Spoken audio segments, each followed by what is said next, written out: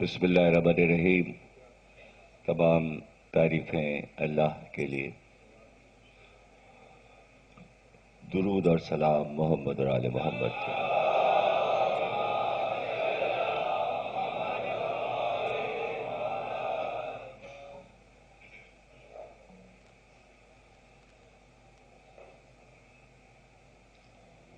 1429 ہجری کے الوداعی اشرے کی 7ویں تقریر قصر مسیب میں آپ حضرات سماعت فرما رہے ہیں۔ حضرت رسول خدا کے آخری لمحات کے موضوع پر ہم گفتگو کر رہے ہیں۔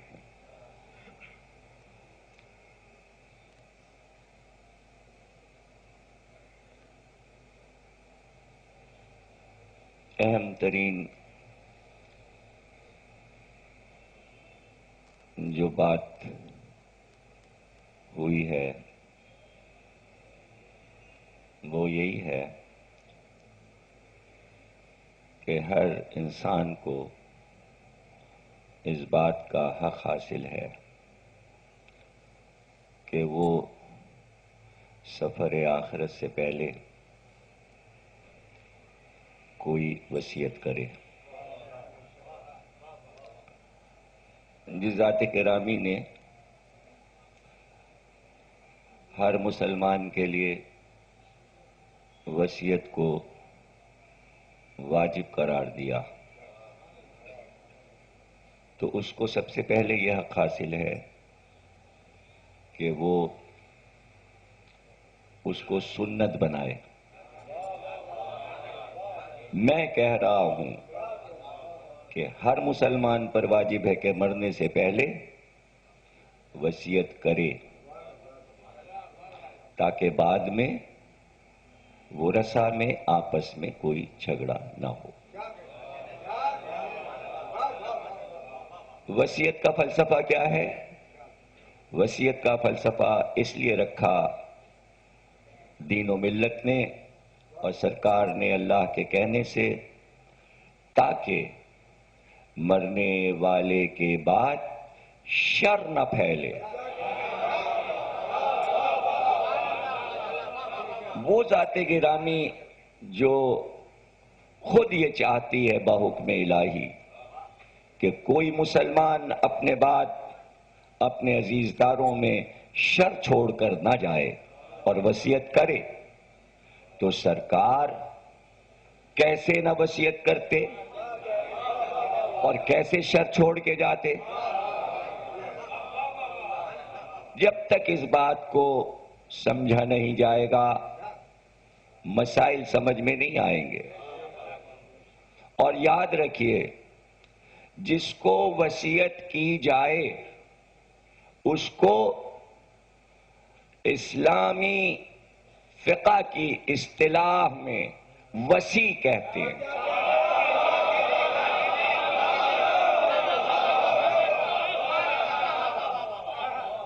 یہ جتنے لوگ بیٹھے ہیں یہ سب اپنا وصی بنا سکتے ہیں۔ جس کو وصیت کریں گے وہ ہمارا آپ کا وصی ہوگا۔ اب مجھے تاریخ اسلام یہ بتا دے کہ نبی کا وصی کون مشہور ہے؟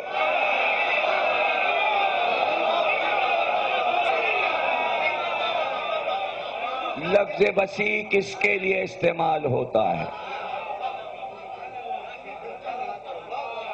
سرکار نے کوئی تو وصیت کی ہوگی، اور جب وصیت کی ہے تو وہ وصیت حدیث کی شکل میں کتابوں میں لکھی ہے۔ کسی نے انکار نہیں کیا اس حدیث سے۔ اتنی مستند حدیث ہے کہ میں تم میں 2 گراں قدر چیزیں چھوڑ رہا ہوں، ایک قرآن ہے اور ایک اہل بیت۔ کہا گیا کہ سرکار نے کہا تھا میں تم میں 2 گراں قدر چیزیں چھوڑ رہا ہوں، ایک قرآن اور ایک سنت۔ چلیے ٹھیک ہے، رہتی تو دو ہی چیزیں ہیں. اگر قرآن اور سنت کہا تھا تو پھر کیوں کہا گیا کہ قرآن کافی ہے؟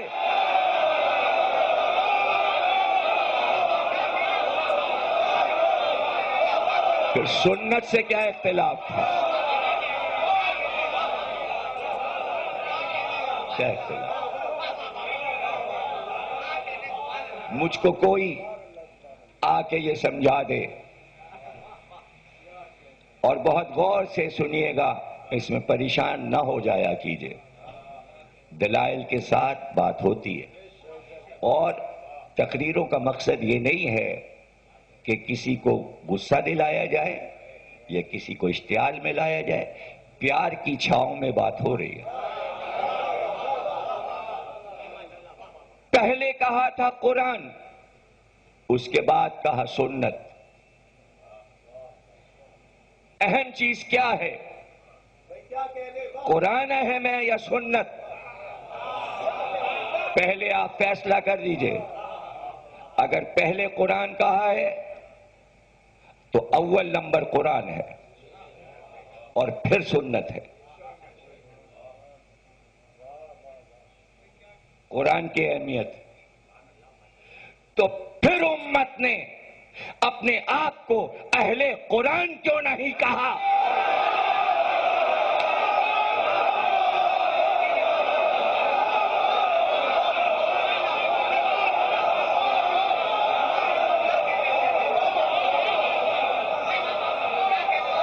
مجھے جواب دے دے. دوسرا ٹکڑا کیوں استعمال ہوا؟ پتہ یہ چلا سارا جھگڑا لفظ اہل کا ہے. چونکہ کہا تھا قرآن اور اہل بیت، تو اہل کے بعد کوئی لفظ لانا تھا.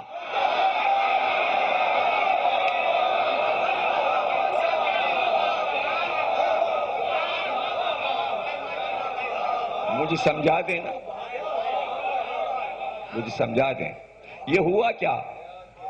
یہ چاہے انہیں چھوٹی چھوٹی باتیں کہہ لیں اور چاہے بڑی سی بات کہہ لیں. دیکھیے، بخار جب آتا ہے تو ڈاکٹر پہلی بات یہ تلاش کرتا ہے کہ بخار کی قسم کیا ہے، اور وہ جڑ تک پہنچنے کی کوشش کرتا ہے. اس لیے کہ بخار کی قسمیں ہر آن بدلتی رہتی ہیں، اور جب تک جڑ تک نہیں پہنچے گا دوا نہیں دے گا. ملیریا ہے، میادی بخار ہے، زرد بخار ہے، گردن توڑ بخار ہے، اور پھر اضافہ ہو گیا ڈینگو پنگو بھی آ گیا. تو ہر وقت تو نئی ہر آن بخار میں چینجنگ آ رہی ہے، تو پھر دوائیں بھی ایجاد ہوں گی. اگر بیماریاں نئی نئی آئیں گی تو علاج بھی نئے نئے آئیں گے. اور اس کے بعد ڈاکٹر دوا لکھے گا. دوا لکھے گا تو میں نے تو نہیں سنا کہ جان کر کڑوی دوا دے دے. جتنے شربت ہیں بخار کے، شربت کہلاتے ہیں، چاہے وہ ہمدرد کے ہوں، ہومیوپیتھک ہوں، ایلوپیتھک ہوں، سب میں شکر ہے. یہ کیا بات ہے؟ یہ میٹھی دوائیں بخار کی کیوں بنتی ہیں؟ ڈاکٹر کو معلوم ہے. اس لیے میٹھی دوائیں بنتی ہیں کہ بخار میں منہ کا مزہ خراب ہو جاتا ہے.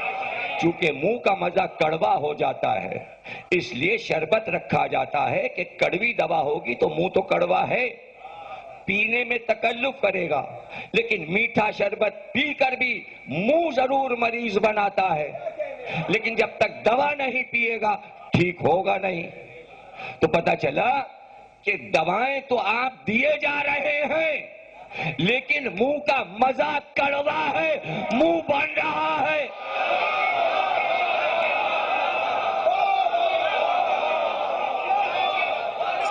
کیا کریں؟ منہ کڑوا ہے، آپ دے رہے ہیں شربت، تو اس میں شربت کی خطا ہے نہ ڈاکٹر کی خطا ہے، شربت پلانے والے کی خطا نہیں، خطا ہے آپ کے منہ کے مزے کی، اور منہ کا مزہ خراب ہوا ہے بخار کی وجہ سے، اور بخار کی جڑ تلاش کر کے دوا دی گئی ہے۔ جب تک آپ جڑ نہیں تلاش کریں گے صحیح دوا نہیں دی جا سکتی۔ اس لیے بخار کی بات نہیں کرنی ہے، جڑ کی بات کرنی ہے۔ آیا کیوں، کس وجہ سے آیا؟ لیکن ظاہر ہے کہ عام عوام میں اگر کسی کو بخار آئے تو بیچارہ قابل رحم ہو جاتا ہے، سر پھٹ رہا ہے، بدن ٹوٹ رہا ہے، سینہ جکڑا ہوا ہے، سانس رک رک کے آ رہی ہے، بڑے مسائل ہیں، بڑا مظلوم مریض ہوتا ہے بخار کا، اور اپنی میعاد پوری کرتا ہے۔ دوا چاہے جتنی کڑی سے کڑی دے دی جائے، عمدہ سے قیمتی دوا، وہ اترے گا اپنے تیسرے ہی دن۔ پھلی ہو، بخار ہو، قسمیں ہوں، جو بھی ہو، وہ اپنی میعاد پوری کر کے جائے گا، اور کم سے کم اس کی میعاد 3 دن کی ہوتی ہے۔ 3 سے کم نہیں، 3 سے زیادہ نہیں۔ جہاں 3 دن والا بخار چڑھا ہو،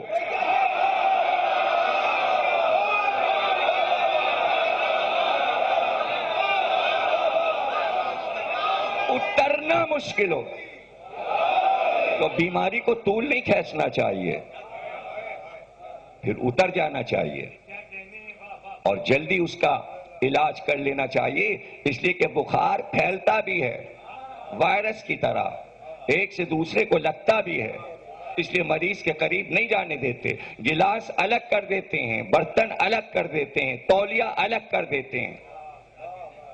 بھائی ناک پوچھے گا اس تولیے میں مت آپ پوچھئے گا، لگ جائے گا۔ تولیے الگ الگ ہیں، گلاس الگ الگ ہیں۔ وہ دن تو آئے کہ گلاس ایک ہو جائیں، برتن ایک ہو جائیں، تولیے ایک ہو جائیں، اور اس کے لیے کوشش یہ کہ نہ آئے تو اچھا ہے، دوبارہ نہ آئے، اہتمام ہوتا ہے۔ لیکن یہ تو عوام کے لیے، ارے صاحب بخار میں ہے، پیار آ رہا ہے، ماں کو بیٹے پہ پیار آ رہا ہے، راتوں دن خدمت ہو رہی ہے، پھلکا کھائیں گے، ڈبل روٹی کھائیں گے، فلاں چیز نہیں دینی، ثقیل غذا نہیں دینی ہے، آیا ہے بخار، واری واری اتنے ایک امام ضامن بندھے ہوئے، کہیں امام ضامن نہیں بندھے ہوئے، دعائیں ہو رہی ہیں، مسجد میں دعائیں ہو رہی ہیں، نماز میں دعائیں ہو رہی ہیں، مختلف جذبات ہیں مریض کے لیے، جذبات تو ہوں گے، لیکن یہ عوام کے لیے۔ آرمی میں جا کے پوچھئے، آرمی میں جا کے پوچھئے کہ اگر کسی کیپٹن جو کہ ٹریننگ پر ہے، اگر اسے بخار آ جائے گا تو کیا اس پہ پیار آئے گا؟ اور یہ اس کی کٹائی ہوگی کہ کمرے میں مچھر آیا کیسے، صفائی کیوں نہیں رکھی؟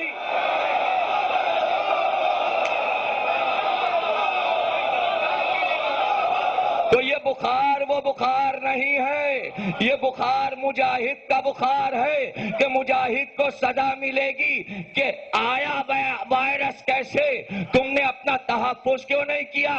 تو یہ وہ والا بخار ہے کہ محشر میں پوچھا جائے گا مچھر کمرے میں آیا۔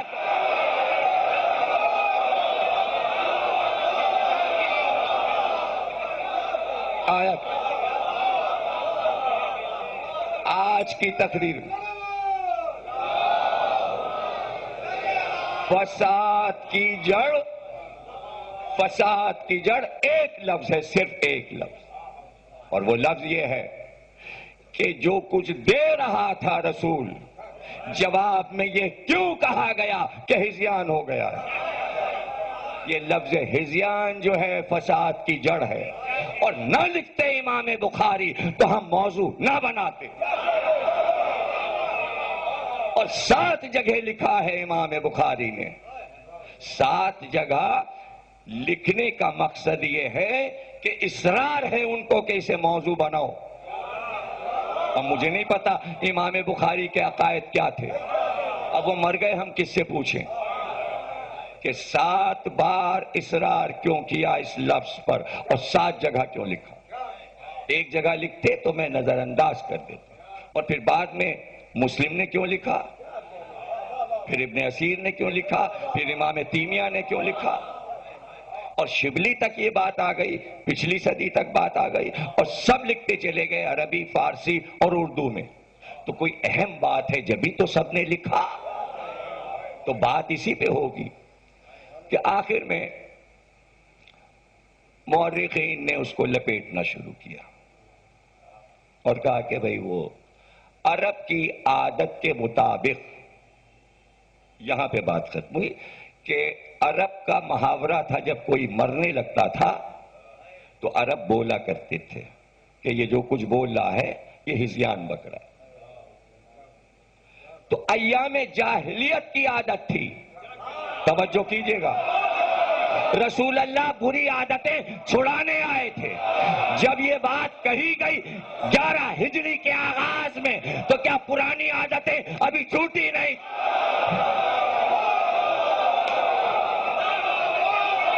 عادت پہ بات کر لو، پھر عادت پہ بات کر لو، عادت پہ۔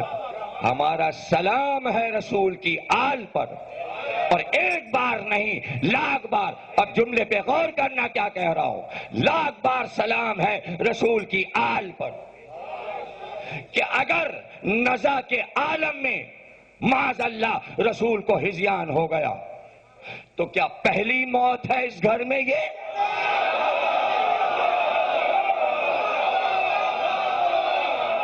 اور کیا اب رسول کے بعد اس گھر میں موت نہیں ہوگی؟ تو جو جا چکے اور جو رسول کے بعد جائیں گے، اس کے بعد یہ جملہ کیوں نہیں دہرایا گیا، اور پہلے یہ جملہ کیوں نہیں دہرایا؟ اب ٹھہرو یہاں پر، ٹھہرو یہاں پر۔ اگر عربوں کی عادت تھی تو یہ ابو طالب کا آخری وقت ہے، اور رسول اللہ کہہ رہے ہیں کلمہ پڑھیے بخاری کے مطابق، تو یہاں تو رسول اللہ کو یہ کہنا چاہیے کہ ابو طالب جو کچھ کہہ،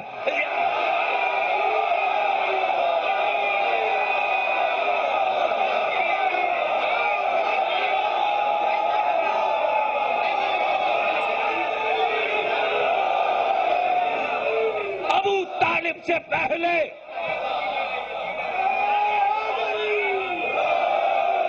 یاد رکھنا ایک موت ہے عام آدمی کی موت، اور موتیں ایسی ہوتی ہیں آج کے دور میں کہ بہت سی موتیں چھپائی جاتی ہیں، اس لیے کہ مرض طرح طرح کے ہیں۔ بعض ایسے مرض ہیں کہ مریض کی حالت نہیں دیکھی جاتی، جو قریب ہوتا ہے وہی جانتا ہے اس پہ کیا گزر رہی ہے، اس لیے اطلاع نہیں کرتے، اطلاع نہیں کرتے، ہر ایک کو نہیں بتاتے، اور جو آخر وقت قریب ہوتا ہے اس کی حالت خراب ہو جاتی، جس کے زانوں پر یا شانوں پہ اس کا دم ٹوٹتا ہے وہ ساری زندگی منظر نہیں بھولتا۔ تو ایسے وقت میں اگر موت میں نزا کا عالم ہے اور سکرات کا عالم ہے تو رشتہ دار نہیں بتاتے کہ سکرات ہوا۔ ایسی خطرناک چیز تھی سکرات، اس لیے اعلان کیا رسول اللہ نے کہ یا علی تمہارے شیعوں کو کبھی سکرات نہیں ہو،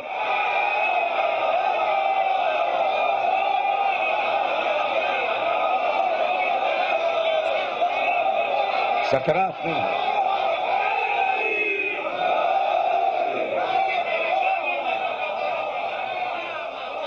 عام کے لیے اعلان کیا ہے، جو اعلان کر رہا ہے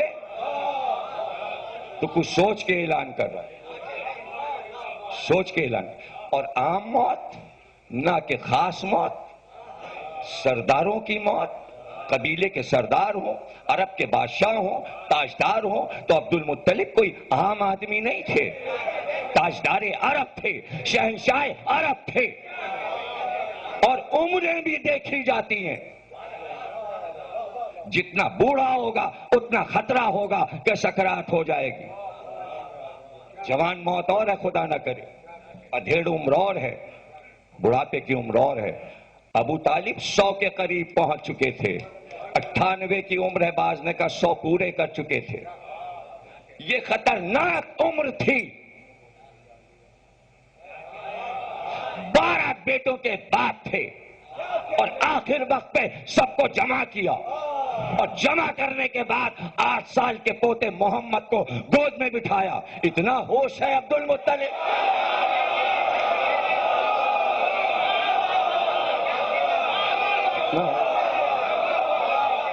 سات بیٹیاں تھیں عبد المطلب کے. 12 بیٹے اور 7 بیٹیوں کا باپ ہے. اور پوتے پروتے ہو چکے ہیں، پوتے بھی جوان ہو چکے ہیں، 100 سال کے ہو گئے. اور بیٹیوں کو بلا کے پاس بٹھایا اور کہا مجھے بتاؤ کہ میرے مرنے کے بعد تم لوگ کیسے رو گی اور کیسے میرا ماتم کرو گی. اس کے معنی اسے پتا ہے کہ میں جا رہا ہوں. بیٹیوں سے کہا نوحہ لکھو، میرا مرثیہ لکھو. بیٹیاں شاعرہ تھیں، سب نے اپنا اپنا مرثیہ منظوم کیا اور باپ کے پاس لائیں. کہ یہ مرثیہ کہا ہے؟ کہ آپ سب باری باری یہ مرثیہ پڑھو. بیٹیوں نے کہا یہ تو نہیں ہو سکتا کہ آپ زندہ بیٹھے ہوں تو وہ جذبات تو نہیں پیدا ہوں گے جو جنازے پہ رونے کا انداز ہے. کہ چادر لاؤ. چادر آئی، سفید چادر اوڑی اور بیٹیوں سے کہا سمجھو یہ باپ کا جنازہ پڑا ہے اور رو کے دکھاؤ. بیٹیوں نے بال کھولے، مرثیہ پڑا، گریا ہوا. لاش کی طرح عبد المطلب لیٹے رہے. پہلے تو بنی ہاشم کے گھر کی سنت بنائی کہ میت پہ مرثیہ پڑھا جائے گا، رویا جائے گا، ماتم ہوگا. اور پھر یہ بھی بتایا کہ بیٹی رونے کے لیے ہوتی ہے، ہوتی. اور پھر وہ وقت بھی آ گیا، الوداع کا وقت بھی آ گیا. اور بیٹے کو سب کو نام بنام بلایا اور بلا کر محمد کو گود میں بٹھایا کہ یہ میرا پوتا ہے، یہ بتاؤ میرے بعد اس کی پرورش کون کرے گا. بیٹوں نے آگے بڑھ بڑھ کے باپ سے کہا ہم پالیں گے، ہم پرورش کریں گے، اپنے پاس رکھیں گے. ایک ایک بڑھتا گیا اور عبد المطلب اس کے نام کو ہٹاتے گئے. کہا عباس تم اس لیے نہیں اس کی پرورش کر سکتے کہ تمہارے اولاد بہت ہے. جس کی اولاد زیادہ ہوتی ہے وہ دوسرے کی اولاد کو پیار نہیں دے سکتا. تم اپنے بچوں کو پالو گے یا اسے پالو گے؟ کسی نے کہا ہمیں دے دیجئے. کہا تم لاولد ہو زبیر، تمہارے اولاد نہیں. جو لاولد ہوتا ہے وہ دوسرے کے بیٹے کو پیار نہیں دے سکتا، اس لیے میں تمہارے حوالے نہیں کروں گا. ابو لہب نے کہا بچے کو میرے حوالے کر دے، میں پالوں گا. کہا ہاں تو دولت مند تو ہے لیکن تو زبان کا بدتمیز ہے. اگر تو نے بد تہذیبی سے بات کی تو قبر میں لرز جاؤں گا، اس لیے تیرے حوالے نہیں کروں گا. ایسے میں سب سے آخر میں ابو طالب نے کہا میرے حوالے کیجئے. تو اب یہ ابو طالب سے نہیں کہا کہ اٹھا لو گود میں، بلکہ محمد سے پوچھا تمہارا کیا خیال ہے. تو محمد نے بھی جواب نہیں دیا. دادا کی گود سے اترے، دوڑتے ہوئے چچا کی طرف گئے. چچا پہلے سے ہاتھ پھیلائے ہوئے تھے.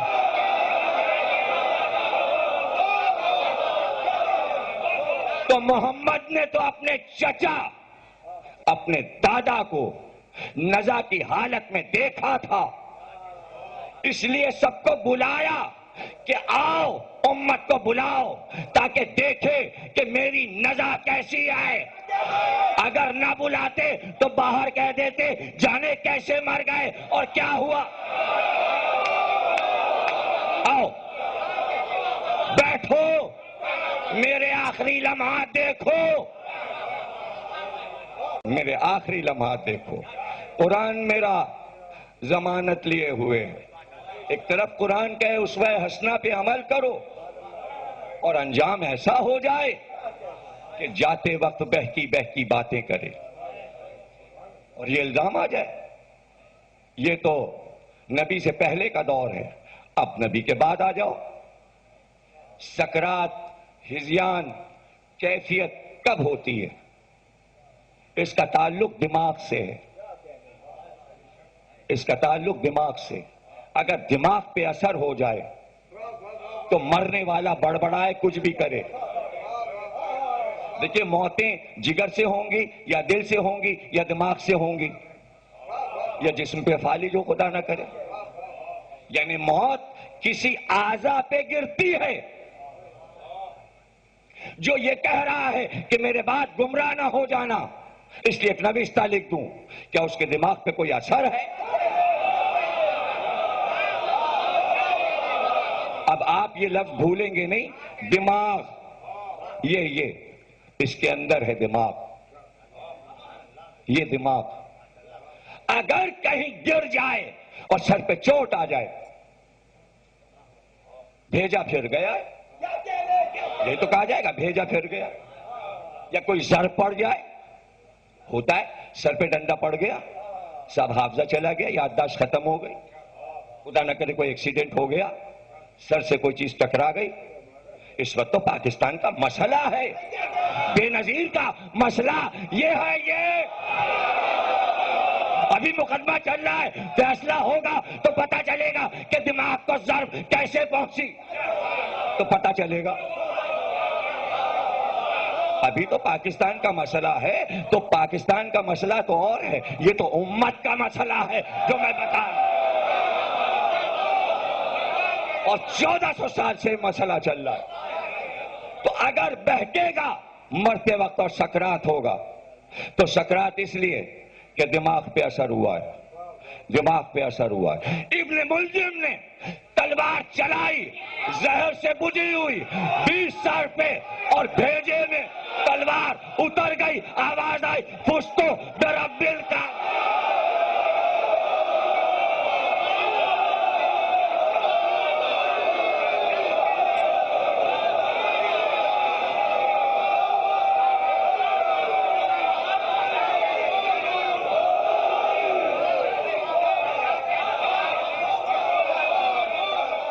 دیکھو ایک ایک جملے پہ غور کرنا. علی کو طبیب کی ضرورت نہیں ہے، علی خود طبیب ہیں، علی خود حکیم ہیں. طبیب کو بلوایا کیوں؟ علی کو معلوم ہے مجھے جانا ہے، تو طبیب کی کیا ضرورت ہے؟ طبیب آیا اور عرب کے رسم کے مطابق بکری کی سوکھی ہوئی آنت جو باریک دھاگے کی طرح ہوتی ہے، تاکہ اسی سے لگتے ہیں، پہلے لگتے تھے اب کا نہیں معلوم. آتے ہوتی ہیں باریک جانوروں کی، خصوصاً بکری کی. اس نے وہ دھاگا بکری کی آنت کا لیا اور علی کے زخم میں ڈالا اور اس کے بعد نکالا، اور پھر وہ رویا. رونے کے بعد کہا یا علی وصیت کیجئے. اس لیے کہ زہر جو تلوار کا تھا وہ مغز دماغ تک پہنچ چکا ہے. اس دھاگے میں آپ کا مغز آیا ہے، اس کے معنی گہرا ہے زخم، یعنی دماغ کا مغز جو ہے وہ چوٹ کھا چکا ہے ابن ملجم کی تلوار سے. اور علی کا یہ عالم کہ آج میں کامیاب ہو گیا، دنیا کو دکھانا چاہا کہ دیکھو زخم کتنا گہرا ہے، اور یہ بتاؤ میرے دماغ پہ کوئی اثر ہوا ہے؟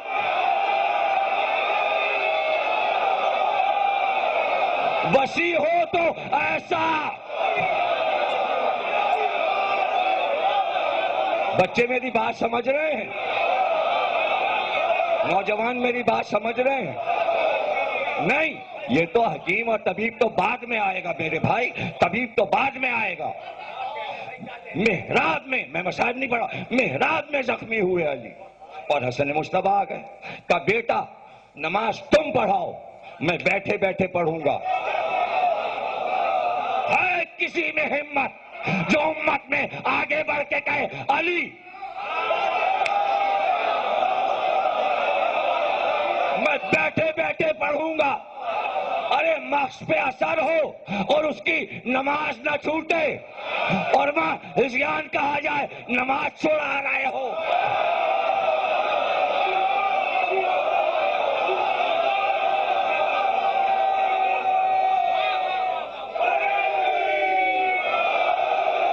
نماز چھوڑا؟ لاؤ گلیم لاؤ، ذرا علی کے ہوش و حواس تو دیکھو. گریم لاؤ. گریم لائی گئی. بیٹوں سے کہا یوں کونے پکڑ کے اٹھاؤ اور یوں لے چلو مجھے. علی نے ایک ترکیب بھی بتا دی. اسی کا نام بعد میں ہاسپٹل میں اسٹریچر رکھا گیا. علی ہے مجھے کمبل آیا. بیٹوں نے کونے پکڑے. کیوں؟ اس لیے کہ زندہ ہوں، کاندھے پہ جنازے کی طرح نہ لے جانا. سمجھے؟ جنازہ اور ہے، زخمی اور ہے. زخمی کو ایسے لے جاتے ہیں.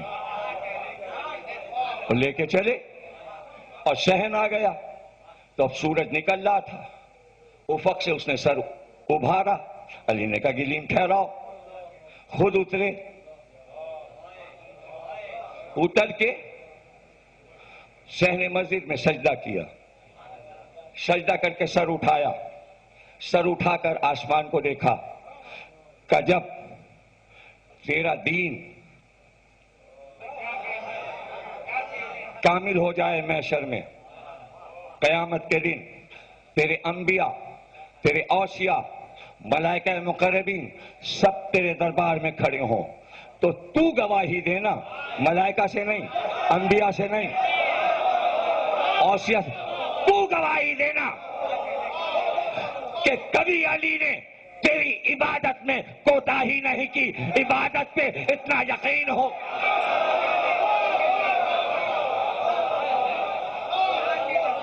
تیرے گھر میں علی کا آخری سجدہ، تیرے گھر میں علی کا آخری سجدہ. اٹھاؤ مجھے لے چلو. تھوڑا سا پانی منگوا دیں، چونکہ میں جلدی تقریر کرنا چاہ رہا ہوں، اس لیے کہ پہنچنا ہے ملیر، اور چاہ رہا ہوں کہ تیزی سے میں آپ کو میٹر دے دوں. بیٹھو بیٹھو بیٹھ بیٹھ.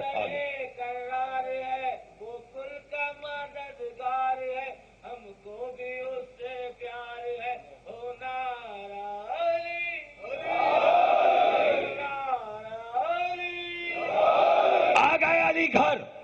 کشپ کو واپس کرو اس لیے کہ بیٹیوں کی آواز نہ آئے. ایسی بھی ہوش و حواس کی باتیں ہوتی ہیں آخری لمحات میں. یہ آخری علی کے آخری لمحات ہیں. 19 20 21 کی صبح علی نے نہیں دیکھی. 19 کی صبح دیکھی، 20 کی صبح دیکھی.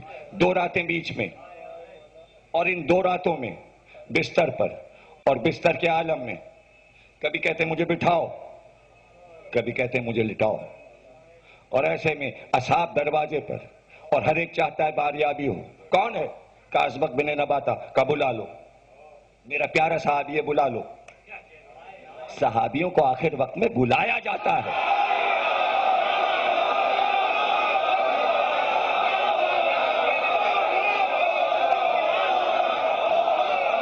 بلا لو. ازبق آ گئے. ازبق کہتے ہیں زرد پٹی بندھی تھی اور میں فرق نہیں کر سکا کہ زعفرانی پٹی اور چہرے کے رنگ میں کوئی فرق نہیں تھا. کہا گئے ازبق کیا داد دو گے تم میرے جملے کی؟ اور کس کے پاس طاقت ہے کہ داد دے دے مولا کے ذکر پر؟ اس لیے کہ داد تو میرا دل دے رہا ہے یہ جملہ کہنے کی. جیسے ہی ازبق آئے دیکھ کر علی نے کہا سلونی.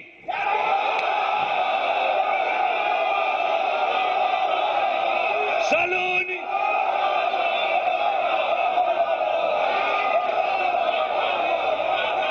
پوچھو اس سے پہلے کہ میں تم میں نہ رہوں تو میں جملہ دے دوں.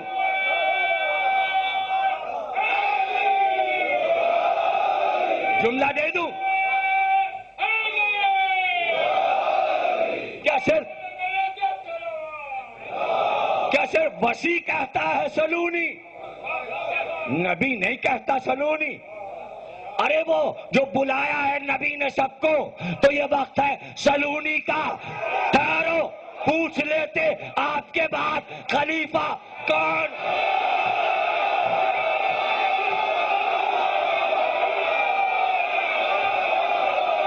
کیوں نہیں پوچھا؟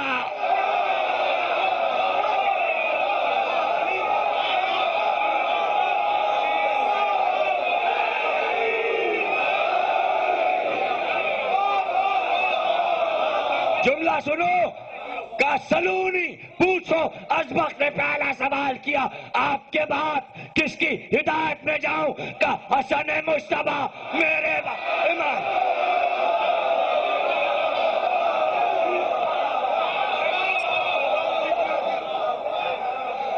حسن تمہارا امام ہے۔ اب مجھے ایک جواب دے دو، اور ایسی دلیلیں اتنی قوی اگر کبھی دی گئی ہوں موضوع کے مطابق تو بتانا۔ علی کے بعد تحقیق اسلام نے لکھا کہ حسن خلیفہ ہوئے اور 6 مہینے خلیفہ رہے۔ 6 مہینے صحیح، امت نے حسن کو خلیفہ تو مانا، اس لیے کہ علی کہے گئے تھے۔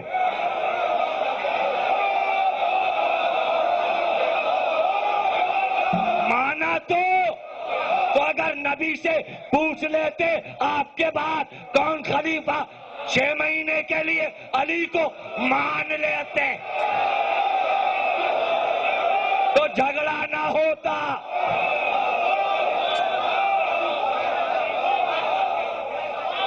پوچھ لے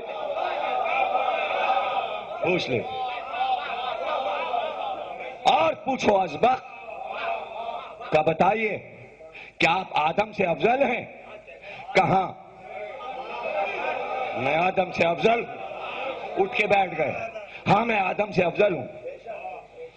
مولا کیسے؟ کہ دیکھو نا، منع کیا گیا تھا اور پھر بھی ادھر چلے گئے۔ مجھ کو منع نہیں کیا گیا، لیکن ساری زندگی گندم نہیں کھایا، جو کی روٹی کھائی۔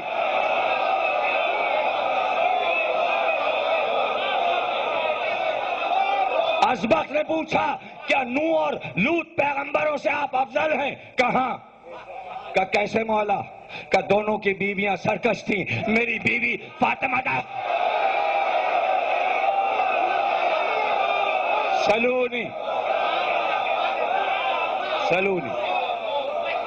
کیا آپ ابراہیم سے افضل ہیں؟ کہاں؟ کہ مولا کیسے؟ کہ اس لیے کہ ابراہیم نے اللہ سے کہا مجھے دکھا تو کائنات کو کنٹرول کیسے کرتا ہے۔ تو اللہ نے کہا کیا یقین نہیں؟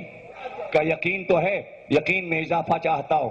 اس لیے ابراہیم کی نگاہوں سے پردے ہٹا دیے گئے، لیکن میرے نگاہوں سے اگر پردے ہٹا دیے جائیں تو یقین جہاں ہے وہی رہے گا۔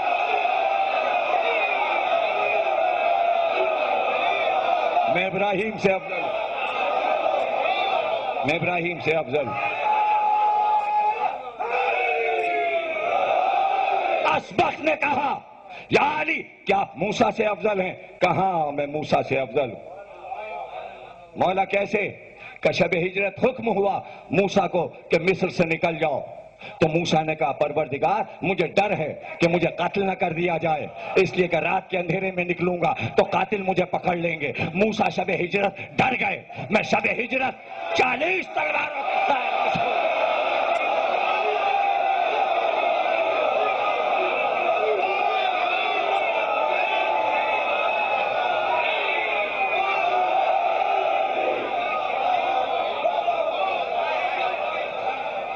میں موسیٰ سے افضل ہوں۔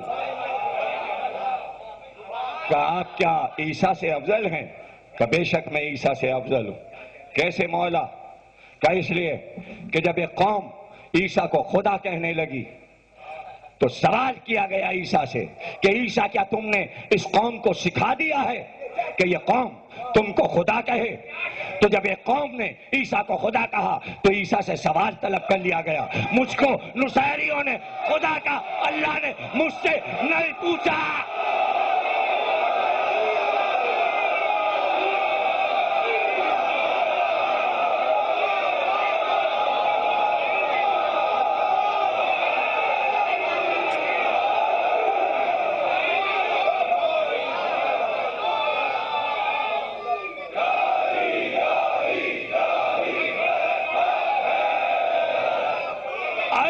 یہ بھی کہہ سکتے تھے کہ میں خانہ خدا میں پیدا ہوا اور عیسیٰ کی ماں کو خانہ خدا سے واپس کیا گیا، لیکن علی کو یہ معلوم ہے کہ پیدا ہونا اپنے اختیار میں نہیں ہے، اس لیے اس کو فضیلت میں نہیں لائے، وہ فضیلت اللہ نے دی تھی، یہ فضیلت علی نے خود لی ہے۔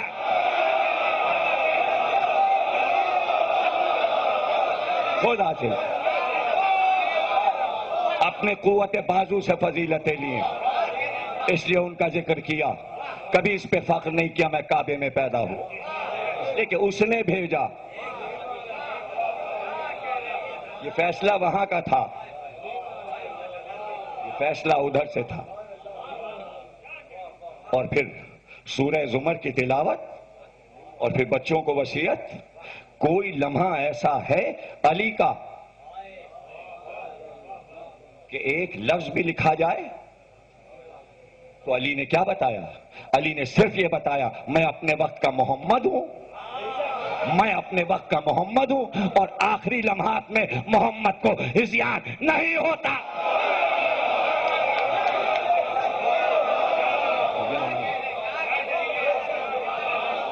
دیکھو یہ نہ سمجھنا میں مصائب پڑھ رہا ہوں، لیکن میرے دلائل میں آ رہا کیا کروں؟ نبی کے آخری لمحات مصائبی تو ہیں، لیکن میں نے 10 دن کے لیے فضائل بنایا ہے، تو جب آخری لمحات بیان ہوں گے تو آپ سمجھیں مصائب ہیں، فضائل ہیں۔ رونے پر کوئی منادی نہیں، اور نہ دانت پہ کوئی منادی، اس لیے کہ میں نے مصائب کو فضائل بنایا، پڑھنا ضروری تھا۔ میں دونوں طریقے سے پڑھ رہا ہوں، اسی کو پھر میں آخری لمحات کو روز مصائب بھی بنا دیتا ہوں، پہلے فضائل پڑھتا ہوں، اس لیے کہ بچوں کے سمجھ میں بات آ جائے۔ یاد رکھنا، جسم کے کسی اعضا کے اگر ٹکڑے ہو جائیں اور وہ جسم سے نکل جائیں تو کیا ہوش و حواس میں رہے گا آدمی؟ ارے آپریشن کے بعد کوما میں چلا جاتا ہے نا، کہتے اب یہ بات نہیں کر سکتے۔ ایسے کیسے سامنے جن کے آپریشن ہوئے، شاہ حسین اردن کا آپریشن ہوا، نقلی سانس کے ذریعے 1 ہفتے زندہ رکھا گیا، نل کی ہٹی اور مر گیا۔ سانس آ رہی تھی، دل چل رہا تھا، لیکن جسم کے اعضاء الگ ہو چکے تھے۔ دل الگ ہو جائے اور پھر بھی ہوش و حواس رہے، اس کو کیا کہیں گے؟ حسن مجتبیٰ نے کہا کش لاؤ، جگر باہر آ گیا، اور پھر یہ کہا مجھے نانا کے پہلو میں دفن کر دینا، اور اگر جھگڑے کی صورت ہو تو وہاں سے لے جانا اور ماں کے پہلو میں دفن کر دینا۔ حسن نے کیا بتایا آخری لمحات میں؟ میں اپنے وقت کا محمد ہوں، میں اپنے وقت کا محمد ہوں، اور محمد کو آخری لمحات میں ہذیان نہیں ہوتا۔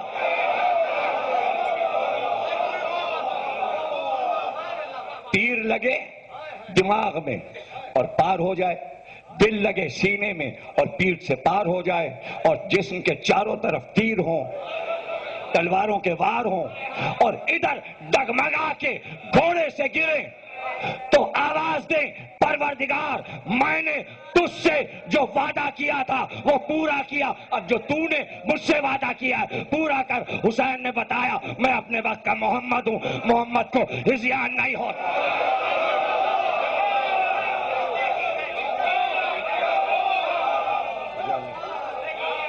یہ تو حسین ہے، یہ حسین ہے، سمجھ رہے ہیں نا؟ یہ حسین ہے، میرے جملوں پہ غور کر رہے ہو؟ یہ حسین ہے، وہ 18 سال کا بیٹا ہے، گھوڑے سے گرا، سچویشن معلوم ہے کہ کس طرح گرا، نیزہ سینے سے پار ہے، لیکن راوی پریشان ہے کہ جو بھی گرا اس نے کہا آپ پر سلام، آپ پر سلام۔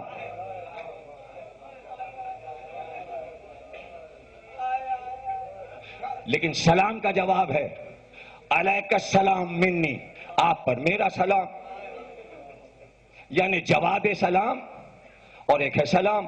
بات کو سمجھیے گا، سلام یہ ہے کہ مستحب ہے، جواب سلام واجب ہے۔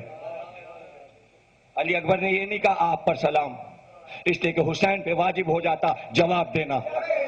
علی اکبر ابھی زبان دیکھ کر آئے ہیں، اس لیے علی اکبر نے جواب سلام کہہ دیا علیک السلام منی، جواب سلام کہہ دیا تاکہ حسین پہ جواب واجب نہ ہو، زبان سوکھی تھی۔ علی اکبر نے بتایا میں اپنے وقت کا محمد ہوں۔ کیا داد دو گے تم مجھے؟ راتوں کو لیٹ کے سوچو گے تو داد دو گے۔ اور پھر اتنے ہوش و حواس، اتنا ہوش و حواس۔ بابا میری ماں غیر گھر کی ہے، اس کی چادر کا خیال رکھیے گا۔ واہ علی اکبر، یہ تمہارے آخری لمحات ہیں اور تم شبیہ رسول ہو۔ جب شبیہ رسول کے آخری لمحات اتنے عظیم ہیں تو رسول کے آخری لمحات میں عصیان کیسے ہو سکتا؟ یہ تو تصویر بول رہی، وہ تو اصل تھا۔ اور اب یہ 6 مہینے کا بچہ ہے کہ میں تو کہہ چکا جو مجھے کہنا تھا، اب تم حجت کو تمام کرو۔ تو حسین کی بولی کو سمجھ گیا نا بچہ، تو کیا حجت تمام کی؟ سوکھی ہوئی زبان ہونٹوں پہ پھیری، لوگ رونے لگے کہ واقعی بچہ پیاسا ہے۔ واہ رے علی اصغر، 3 دن کی پیاس اور دماغ حاضر ہے۔ بتایا علی اصغر نے میں محمد کا پوتا ہوں، میں محمد کا پوتا ہوں۔ کیا بات کرتے ہیں آپ؟ ذرا سا آگ لگ جائے، توجہ کیجئے گا، داد دینے پر اگر آپ آئیں تو دل میں داد دیجئے گا۔ تقریر خاتمے پہ پہنچ رہی ہے۔ بم پھٹا، اسکول کی بچیاں 2.5 سال 3 سال کی، ایک بچی کا ہارٹ فیل ہو گیا۔ وہ بم کی جگہ پہ نہیں تھی، صرف آواز پہنچی تھی۔ مجھے اس طرح نہ دیکھو، پرسوں کی خبر ہے اخبار، سب نے پڑھی ہے۔ بچی مر گئی اس خوف سے کہ یہ کیا ہو گیا۔ تصویر آئی جنگ میں، چھوٹی چھوٹی بچیاں اسکول کا ڈریس پہنے رو رہی ہیں، حالانکہ حادثے سے دور تھی، حادثہ ہوتے نہیں دیکھا، لیکن وہ ڈری ہوئی تھی کہ کچھ ہوا ہے۔ یعنی بچے خوفزدہ ہو گئے۔ تو 4 سال کے بچے کوئی بڑا حادثہ ہو تو خوفزدہ ہو جاتے ہیں۔ صبح عاشور سے شام تک سر کٹ رہے تھے، تلواریں چل رہی تھی، لاشیں آ رہی تھی، اور خیمہ جلا اور 4 سال کی سکینہ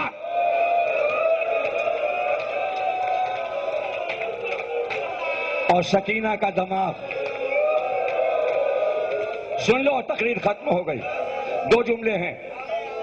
4 سال کی بچی، خوفزدہ ہونا چاہیے، خوفزدہ ہونا چاہیے، اس لیے کہ بچی نے ابھی ابھی دیکھا ہے کہ جس باپ کے سینے پر سوتی ہے اس کی لاش پہ گھوڑے دوڑائے گئے۔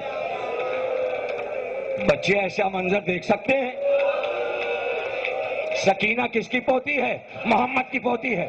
کیا بتائے گی سکینہ؟ سنو، خیموں میں آگ لگی تو سکینہ کے کپڑوں میں آگ لگی، دامن جلنے لگا، سکینہ کا دامن جلنے لگا۔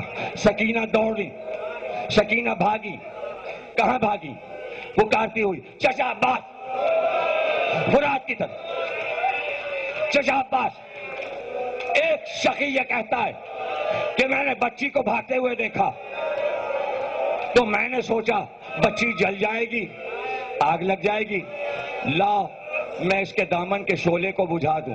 میں اس کی طرف بڑھا، میں بچی کی طرف بڑھا تو بچی نے کہا اے شیخ تجھ کو نجف کا راستہ معلوم ہے؟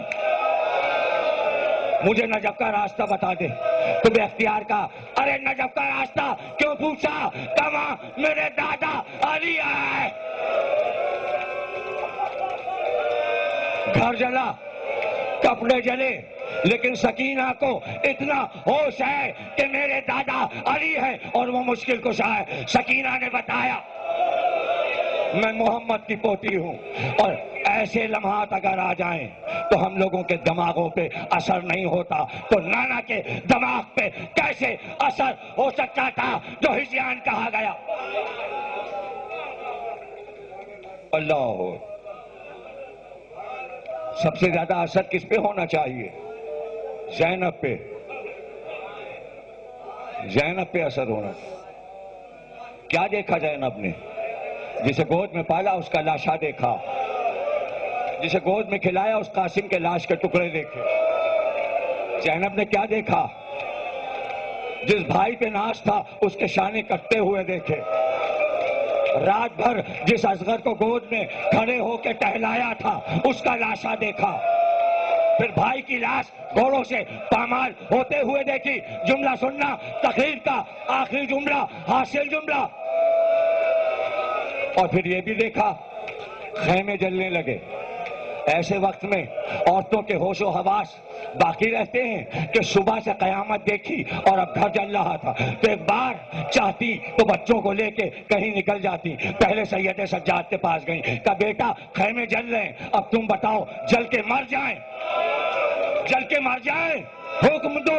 امام تم ہو، جس کو امامت یاد رہے اسے زینب کہتے، اسے زینب کہتے.